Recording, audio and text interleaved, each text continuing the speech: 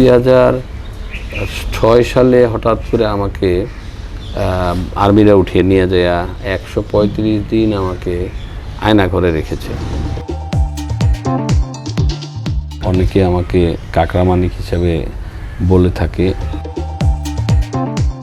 একটা নেতাকর্মীও কিন্তু আপনি দেখেন চাঁদপুরে দেখাতে পারবেন না যে আওয়ামী লীগে জয়েন করেছে।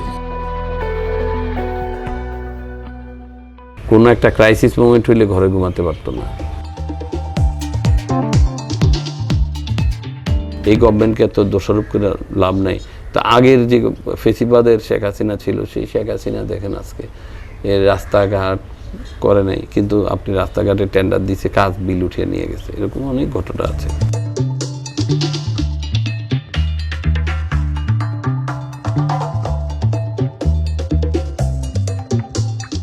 যখন রাজনীতিতে আসি তখন রাজনৈতিক পরিবেশ, সামাজিক ব্যবস্থা এত খারাপ ছিল না যেটা শেখ হাসিনা এসে পরবর্তীতে করেছে। তারপরে 2006 সালে হঠাৎ করে আমাকে আর্মিরা উঠিয়ে নিয়ে যায় 135 দিন আমাকে আয়না করে রেখেছে। ওখানে অনেক চাপ দিয়েছিল যে তারেক রহমানের নামে মামলা, তো ওনার ছোট ছেলে কোকর নামে মামলা দেওয়ার জন্য আমাকে অনেক চাপ দিয়েছিল, কিন্তু কোনো মামলা আমি করি নাই। যার ফলশ্রুতিতে 135 দিন পরে ওরা আমাকে টাকার বিনিময়ে ছেড়েছে।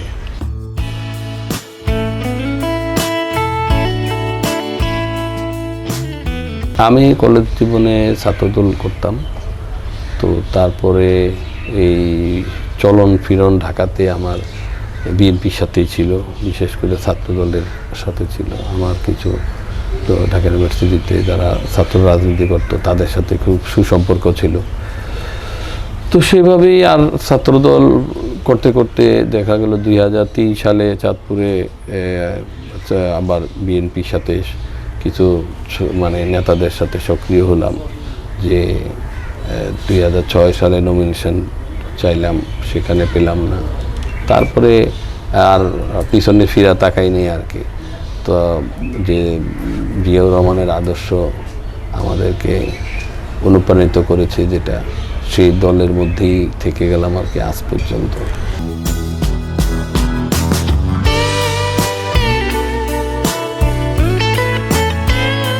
2006 সালে আপনি মনোনয়ন প্রত্যাশী ছিলেন, এরপরে তো চলে আসলো 111 সরকার।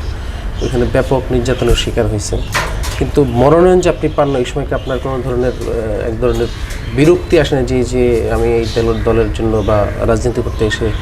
না, ওই ধরনের কোনো বিরক্তি বা অনুশোচনা আমার মধ্যে নাই। আমি দল করি, দল যাকে নমিনেশন দিবে তার পক্ষে কাজ করব। আমি 2008-এ আমাদেরকে এখানে নমিনেশন দিয়েছে জিএম ফজলুল সাহেব, আমরা তার পক্ষে কাজ করেছি।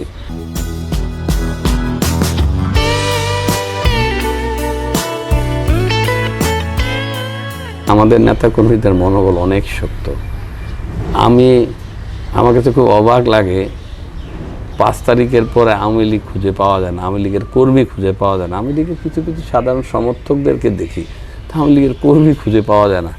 কিন্তু যে কোনো পরিস্থিতিতে আমাদের নেতাকর্মীদের এত শক্ত মনোবল, যার কারণে আমাদের নেত্রী বেগম খালেদা জিয়া যে আপসীন বলে, তার আদর্শ আমাদের এই নেতাকর্মীদের রক্তে প্রবাহিত, যার জন্য আমাদের নেতাকর্মীরা আসলে পিছু পাওয়া হয়নি। আমরা মোকাবেলা করেছি আওয়ামী লীগের সাথে, আমরা মোকাবেলা করেছি পুলিশ সাথে, র্যাবের সাথে, সবচেয়ে বড় অস্ত্র মিডিয়ার সাথে। একটা নেতাকর্মীও কিন্তু আপনি দেখেন চাঁদপুরে দেখাতে পারবেন না যে আওয়ামী লীগে জয়েন করেছে। 20-22টার মামলার মতো হয়েছে। কিছু কিছু মামলা আমরা ওই সময়ই শেষ করেছি। 7-8-9টা মামলা আমরা শেষ করেছি হলো 5 তারিখের পরে শেষ হয়েছে। এগুলো তো সব রাজনৈতিক মামলা, সবই মিথ্যা মামলা। আমাদের সামনে, আমার সাথে যে সব নেতারা আছে সবার নামে অগণিত মামলা ছিল। কেউ ঘরে ঘুমাতে পারতো না, কোনো একটা ক্রাইসিস মোমেন্ট হইলে ঘরে ঘুমাতে পারতো না। এখন তো আপনি আলহামদুলিল্লাহ মনোনয়ন পেয়ে গেছেন, বিএনপির মনোনীত প্রার্থী। আপনি কতটুকু আশাবাদী? আমি যেহেতু চাঁদপুরে আমাদের নেতাকর্মীদের সাথে একসাথে ছিলাম, আমাদের নেতাকর্মীরা অত্যন্ত সক্রিয়। ধানের শীষকে বিজয়ী করার জন্য মানুষের দ্বার প্রান্তে যাচ্ছে। আমি আশাবাদী যে আমাদের চাঁদপুরের সবগুলো আসনই ভালো হবে এবং আমি বিশেষ করে আমাদের আসনটাও আমরা প্রত্যাশী যে আমাদের আসনটা তো ভালো ফলাফল পাবো। আমি সকালে হাঁটতেছিলাম 15 নম্বর ওয়ার্ডে ডিসির বাড়ির সামনে দিয়ে, তো সেখানে বিগত 2-2.5 বছর আগে একটি রাস্তা রিটার্নিং ওয়াল করে আসতে, কিন্তু বালু ফেলায় না। বালু মনে হয় 10 লাখ টাকার বালু ফেলাইলে এটা একটা প্রশস্ত রাস্তা হবে, এটা যানজট কমবে। তো এই ধরনের জনাজীর্ণ অবস্থায় চাঁদপুর জেলাটা, তো আমাদের মানে ফোকাস অনেক দিকে আছে। আমাদের ধরেন যানজট নিরসন একটা বড় রাস্তাঘাট বাড়াতে হবে, নদী ভাঙ্গন একটা বড় সমস্যা, সেটাকে পার্মানেন্টলি একটা সলিউশন আনতে হবে। চাঁদপুরে একটা ইনকাম সোর্স বাড়ানো যায় পর্যটক করে, সেখানের দিকে মনোযোগ আমাদেরকে দিতে হবে। চাঁদপুরে কোনো ইন্ডাস্ট্রি নাই, আপনারা লক্ষ্য করেছেন। আমাদের একটা ইচ্ছা আছে যে আমরা একটা ইপিজেড করব এখানে, অন্তত যেখানে 15-20 হাজার ছেলেপেলেদের কাজের, ছেলে মেয়েদের কাজের ব্যবস্থা হয়। আপনারা জানেন যে 41%-এর মতো ওভারঅল বাংলাদেশে 30 বছরের মধ্যে 18 থেকে 30 বছরের মধ্যে ভোটার। তাহলে এই যে ইয়াং গ্রুপটা যারা ফেসিবাদ আন্দোলনে মাঠে ছিল এবং ফেসিবাদের পতনের বিএনপির সাথে কাজ করেছে, তো তাদের একটা কাজের ব্যবস্থা তো করতে হবে। তো সেটাও আমাদের চিন্তায় আছে। স্বাস্থ্য খাতটা যেন ভালোভাবে, স্বাস্থ্য খাতটাকে কোনো কম্প্রোমাইজ ছাড়া ছাত্র খাতের উন্নয়ন করা, সেখানে আমাদের কাজ করতে হবে। তো আসলে এরকম আরও অনেক কাজ আছে যেগুলো আমাদের বলে শেষ করা যাবে না। 1.5 বছরে তো কোনো কাজ হয় নাই, যেহেতু এই গভর্নমেন্টকে তো দোষারোপ করে লাভ নাই। তা আগের যে ফেসিবাদের শেখ হাসিনা ছিল, সেই শেখ হাসিনা দেখেন আজকে রাস্তাঘাট করে নাই, কিন্তু আপনি রাস্তাঘাটে টেন্ডার দিয়েছে, কাজ বিল উঠিয়ে নিয়ে গেছে। এরকম অনেক ঘটনা আছে। গত 1.5 বছর যাবৎ আমরা প্রশাসনকে যথেষ্ট সহযোগিতা করেছি, ফেসিবাদ যেন মাথা চাড়া দিয়ে না উঠতে পারে।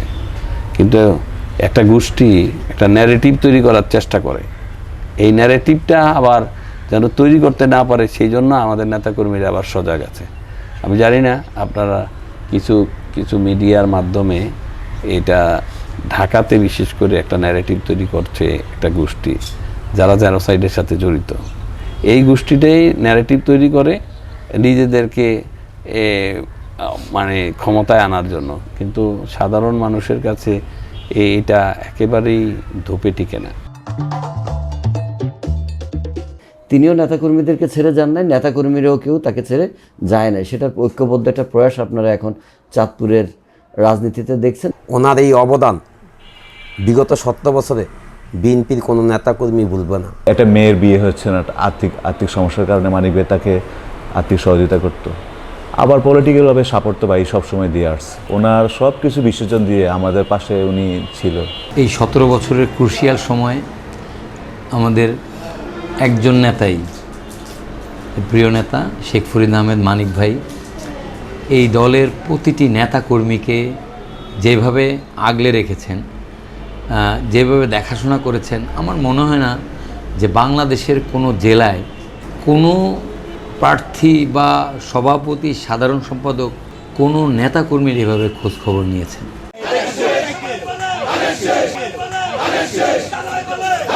দেশের নাম্বার 1 ট্রেডিং অ্যাপ নিফটি ফার্স্টে পাচ্ছেন ট্রেডিং এর সব সুবিধা, dual exchange access, company analysis, portfolio তৈরি করা সহ আরও অনেক ইউনিক ফিচারের সাথে ট্রেড করতে ডাউনলোড করুন এক্ষুনি।